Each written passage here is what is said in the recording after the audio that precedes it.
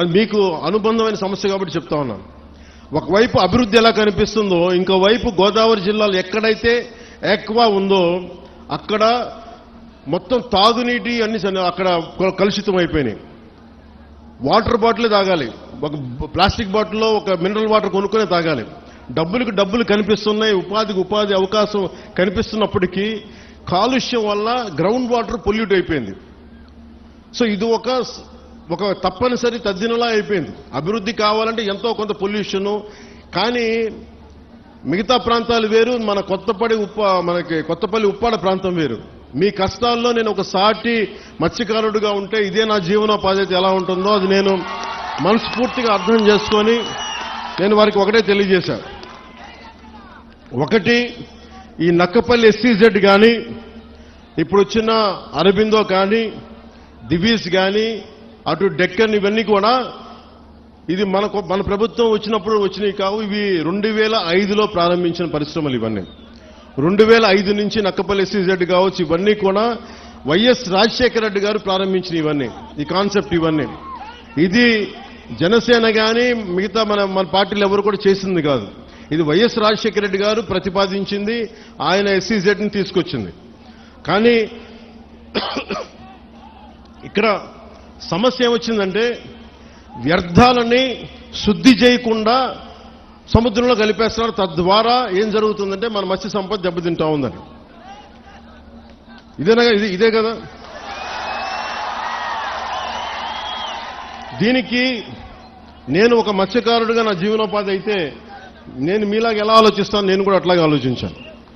అంతేగాని నేను ఒక డిప్యూటీ సీఎంగా ఆలోచించాలా, ఒక ఎమ్మెల్యేగా ఆలోచించాలా, ఒక సాటి మత్స్యకారుడిగా ఎలా ఆలోచించాలో అట్లాగా ఆలోచించి మాట్లాడాను. ఒక క్లియర్ కట్ ఇన్స్ట్రక్షన్ మన మత్స్యకారుల దగ్గర నుంచి వచ్చింది.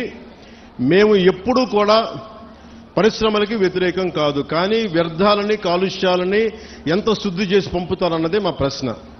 ఇది రెండోది. నేనేం చెప్పానంటే పారిశ్రామికవేత్తల్ని బెదిరించి ఎవరైనా సరే, గతంలో కూడా నేను ఏం మాట్లాడానంటే వైసీపీ నాయకులను కూడా లోపలికి రమ్మని చెప్పాం. ఇది కూటమి ప్రభుత్వం అయినప్పటికీ కూడా నేను ఒకటే అడిగాను, ఇది పవన్ కళ్యాణ్ పిఠాపురం నుంచి గెలవటంలో వచ్చిన సమస్య లేదంటే ఉన్న సమస్య అంటే ఇది ఎప్పటి నుంచో ఉన్న సమస్య అని చెప్పారు. నాకు ఆ భరోసా నాకు ఇచ్చారు. నేను సందేహించడానికి అడగల, శంకించడానికి అడగల, అసలు ఎలా వచ్చింది మూలం ప్రజలందరికీ తెలియజేయడానికి. సో నేను అన్నీ మాట్లాడితే ఖచ్చితంగా ఈ కాలుష్యం మీరు లేనిపోయిన అభాండాలు మత్స్యకారులు ఎవరు వేయరు, అది నేను అర్థం చేసుకోగలను. మనం మత్స్యకారులందరూ ఎలా ఉంటాం, కష్టపడతాం, ధైర్య సాహసాలతో సముద్రంలోకి వెళ్తాం, వేటపడతాం, చిన్నపాటి గొడవలు ఉంటాయి, కానీ కక్షలు కారుణ్యాలు పెట్టుకునే జాతులు కావు. మనం గొడవ పడతాం, వేటకెళ్లేవాడికి కోపం ఉంటుంది, వేటకెళ్లేవాడికి పౌరుషం ఉంటుంది. అంతేగాని మనం ఎవరిని కూర్చొని ఒకరి పొట్ట కొట్టాలనో ఇంకోట్లా అనుకునేది కాదు. కానీ మన పొట్ట కొడుతుంటే మనకి బాధ ఉంటుంది, మనకి ఆవేదన ఉంటుంది. నేను ఒకటే చెప్పాను, సంఘాల నాయకులతో కూర్చొని మాట్లాడుతా అంటే వాళ్ళు ఒకటే చెప్పారు, మేము ఎన్ని చెప్పినా మీరొచ్చి కొత్తపల్లి ఉప్పాడలో మీరు పెడితే తప్ప ఈ మన యువత మాట వినరు, దయచేసి ఈ మాట చెప్పండి అంటే నేను సంఘాల నాయకులందరితో పాటు మత్స్యకారి పెద్దలందరితో పాటు చాలా మంది యువతను అడిగాను. దాదాపు 8-9 మంది యువతతోనే ప్రత్యేకించి అడిగాను. చెప్తే వాళ్ళు చాలా ప్రోగ్రెసివ్గా ఉన్నారు. వాళ్ళు అడిగింది ఏంటంటే, ఒకటి, ఈ వ్యర్థాలని ఎలా శుద్ధి చేస్తారు, శుద్ధి చేస్తే మేము పొల్యూషన్ కంట్రోల్ బోర్డుని మేము ఎలా నమ్మాలి, వాళ్ళేమో చేయట్లేదు అన్నారంటే దానికి నేనేం చెప్పానంటే కలెక్టర్ గారు షణ్మోహన్ గారితో మాట్లాడి నాకు సమయం ఎంత ఇస్తారు ఇవన్నీ చేయడానికి అంటే నేను 3 దఫాలుగా పెట్టుకున్నాను. ఈ 3 రోజుల తర్వాత మళ్ళీ నేను ఒక పడవ తీసుకొని మీరు ఎక్కడైతే వ్యర్థాలు వస్తున్నాయో, ఎక్కడైతే మన మత్స్య సంపద నాశనం అయిపోతుందని మీరు చెప్తున్నారో వాటిలో ఒకసారి నేను వెళ్ళి చూస్తాను. ఎందుకంటే ఒక మత్స్యకారుడిలాగా వెళ్ళాలి అంటే నేను కూర్చోబెట్టి 4 గోడల మధ్య ఉంటే ఇది నాకు మీరు అది అర్థం అవడం కంటే కూడా పేపర్లు తీసుకొని ఆ రిపోర్ట్ చదవడం కంటే కూడా మీరు లోపలికి వెళ్ళి వేటలో వెళ్తే ఎలా ఉంటుందో అలాంటి పరిస్థితుల్లో మీరు ఏమి అనుభవిస్తున్నారో అది చూడడానికి నేను కూడా పడవ తీసుకుని ఒక 2-3 రోజులు తర్వాత ఇక్కడే మన కాకినాడ పోర్టు నుంచే మొత్తం వెళ్ళి ఈ కోస్టల్ లైన్లో ఎక్కడైతే పొల్యూషన్ ఉందనేది మన మత్స్యకారు యువత కానీ నాయకులు కానీ వాళ్ళు చూపించిన ప్రదేశాల మేరకు నేను వెళ్ళి దాని నుంచి నేను స్వయంగా నేను పరిశీలిస్తాను. ఒకటి. రెండు, అసలు పొల్యూషన్ ఆడిట్ చేయమన్నాను. అది దివీస్ కావచ్చు, అరబిందో కావచ్చు, డెక్కన్ కావచ్చు, చిన్న చితక పరిశ్రమలు ఏమున్నాయో. అలాగే నిమ్మకాయల చినరాజప్ప గారు కూడా మాట్లాడుతా పెద్దాపురం నుంచి ఆయన కూడా ఏమన్నారంటే, సార్ ఇక్కడ ఇది ఒక్క సమస్య కాదు, దాదాపు 27,000 మంది ప్రత్యేకించి ఒక పరిశ్రమ ఉంది పెద్దాపురంలో. అది కూడా కాలుష్యం కాలువల్లో వదిలేస్తున్నారు. ఆ కాలువలు మనం ఉప్పాడ దాకా వచ్చేస్తున్నాయి, కాకినాడ దాకా వచ్చేస్తున్నాయి. మొత్తం పంట పొలాల్లోకి వెళ్ళిపోతుంది ఆ కాలువ, ఆ నీళ్లు. దానివల్ల అదే భూమిలోకి ఇంకిపోయి అదే మనం ధాన్యం కూడా తింటా ఉన్నాం. దానివల్ల ఒళ్ళు కూడా పారైపోతుంది, క్యాన్సరస్ అవుతుందని. సో నేను పెట్టుకుంది ఏంటంటే, మనకి చాలా ఈ అభివృద్ధితో పాటు మనకు కావాల్సింది ఖచ్చితంగా పర్యావరణ పరిరక్షణ కావాల్సిందే మనకి. దాంట్లో నేను ఎక్కడ కాంప్రమైజ్ అవ్వట్లేదు. దాన్ని ఎక్కడా కూడా నేను మిమ్మల్ని వంచాలని కూడా నేను ప్రయత్నం చేయట్లా. నాకు మీకు కుదరినప్పుడు నేను రాజకీయాలు వదిలేసి వెళ్ళిపోతాను తప్ప, నేను మీ న్యాయం చేయలేనప్పుడు నేను కూర్చోబెట్టి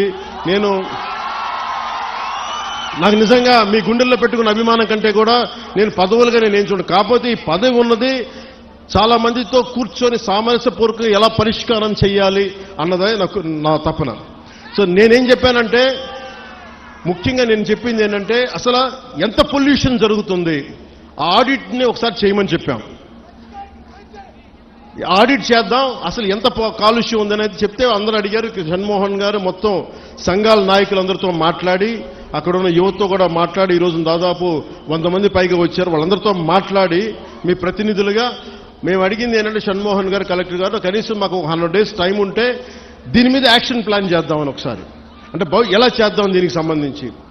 ఎందుకంటే మీరు బోట్లు దెబ్బతినకూడదు, మీరు మీకు మీ వేటకి ఇబ్బంది పడకూడదని దీనికి ఏం చేయాలంటే ఒక ప్రాపర్ యాక్షన్ ప్లాన్, ఒక 100 రోజుల సమయం అని అడిగాం. సో మిమ్మల్ని కూడా నేను ప్రతిపాదిస్తుంది, మిమ్మల్ని అభ్యర్థిస్తుంది, మీ అందరినీ వేడుకుంటుంది.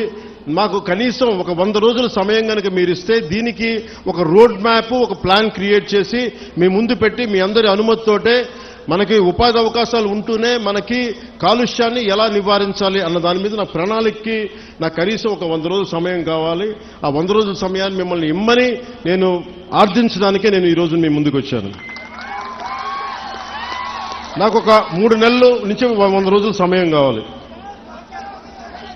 సో మీరు ఆ 100 రోజుల్లోపు నేను ఒక రోడ్ మ్యాప్, ఒక పరిష్కార మార్గం, అవసరమైతే దీన్ని క్యాబినెట్లో మాట్లాడతాం, లేదంటే అసెంబ్లీలో కూడా మాట్లాడి మీకు న్యాయం జరిగేలాగా నేను ముందుకు తీసుకెళ్తాను. మీ అందరికీ నేను మనస్ఫూర్తిగా మీకు తెలియజేసుకున్నాను. సో నాకు 3 నెలల సమయం మిమ్మల్ని, ఇది ప్రజాస్వామ్యం, నేను 4 గోడల మధ్య కూర్చొని నేను అడగట్లా. నాకు ఒక 100 రోజుల సమయం కావాలి. ఏం చేద్దాం చెప్పండి, అవునా కాదా? 100 రోజులు సమయం ఇస్తున్నారా? నాకు ఇస్తున్నారా? 100 రోజులు సమయం ఇస్తున్నారా లేదా నాకు చెప్పాలి. అలా కుదరదు నాకు. ఎందుకు చెప్తా, మీరు 100 రోజుల సమయం ఇవ్వకపోతే, మీరు 100 రోజుల సమయం ప్రాక్టికల్గా మీరు ఆలోచించండి. 100 రోజుల సమయం ఇవ్వకపోతే, ఎందుకంటే రాత్రికి రాత్రి పొల్యూషన్ ఏం జరుగుతుందో మనం ఆడిట్ చేయడానికి కూడా చాలా టైం పడుతుంది. ఆడిట్ చేసిన తర్వాత వ్యర్థాలు ఉన్నాయి అంటే వీళ్ళకి ఎందువల్ల వ్యర్థాలను విడుదల చేస్తున్నారు.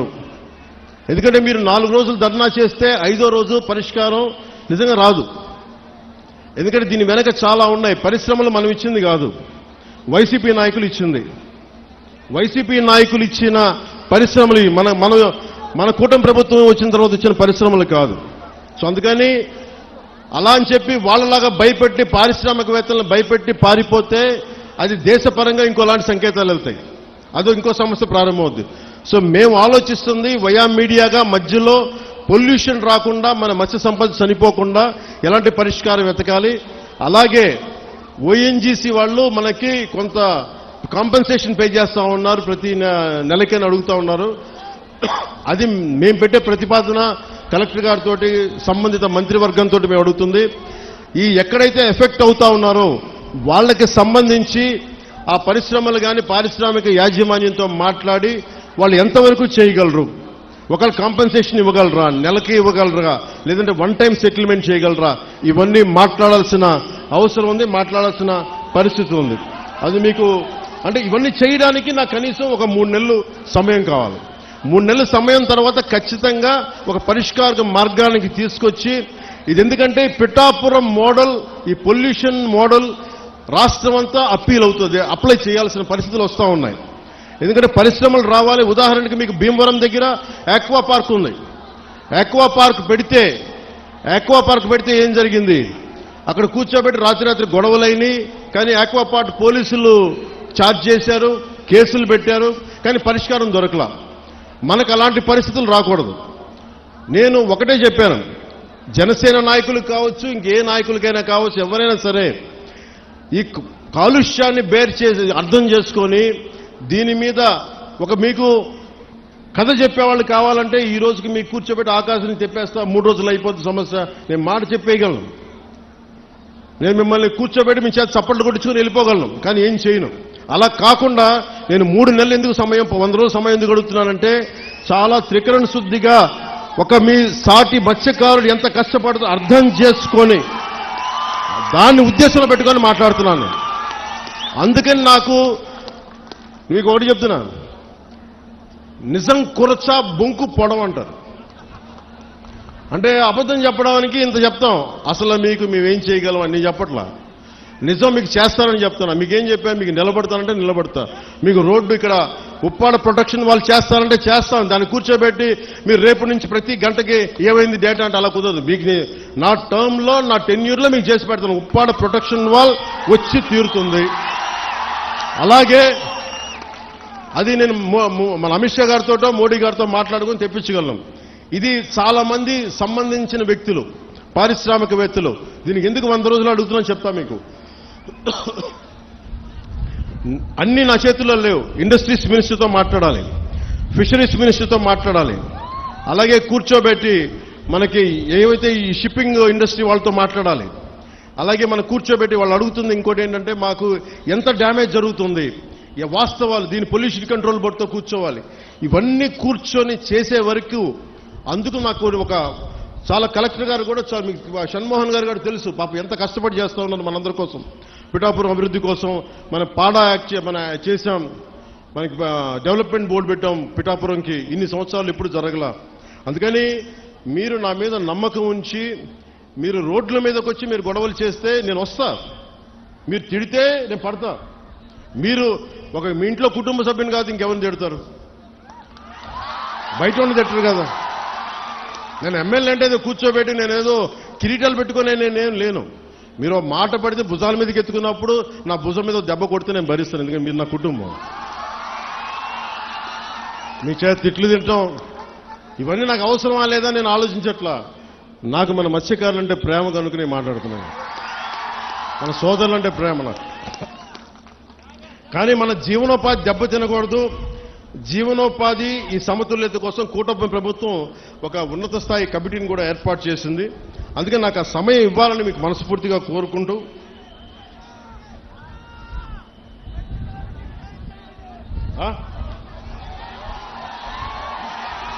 ఒక్క నిమిషం మీరు ఒక్కళ్ళే మాట్లాడండి.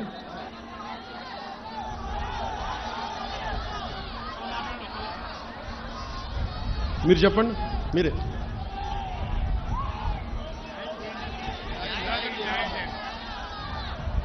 న్యాయం చేయకపోతే పెద్ద మీటింగ్ పెడతాం, న్యాయం చేయడానికే కదా ఇక్కడికి వచ్చింది.